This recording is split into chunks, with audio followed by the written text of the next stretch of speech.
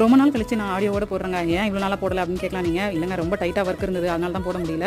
நடுவில் வீடியோ மட்டும் போட்டிருந்தாங்க. ஆனால் பெருசாக ரீச்சே ஆகலை, ஏன்னே தெரியல. ஆனால் நான் அப்போ தான் யோசிச்சு பார்த்தேன், ஒருவேளை நம்ம வாய்ஸ்க்கு அவ்வளோ வரவேற்பு இருக்கோ மக்கள்கிட்ட அப்படின்ற மாதிரி யோசிச்சேன். பட் அதெல்லாம் கிடையாது, எனக்கு தெரியுங்க. பட் இருந்தாலும் என் மனசை ஆறுதல் படுத்திக்கிறேன் நானே அப்படி சொல்லி.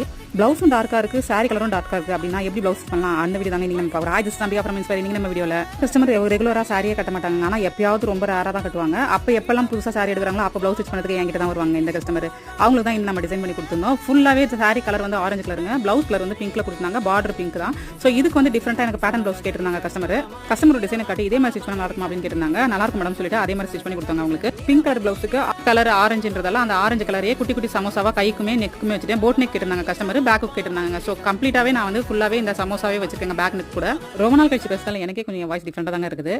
அது ஃபோட்டோவில் பார்த்துட்டு அதே மாதிரி எனக்கு ப்ளவுஸ் ஸ்டிச் பண்ணோம் அப்படின்னா என்ன நீங்கள் கண்டிப்பாக ஃபாலோ பண்ணிக்கலாம், இல்லை என்ன நீங்கள் கூப்பிடுங்க.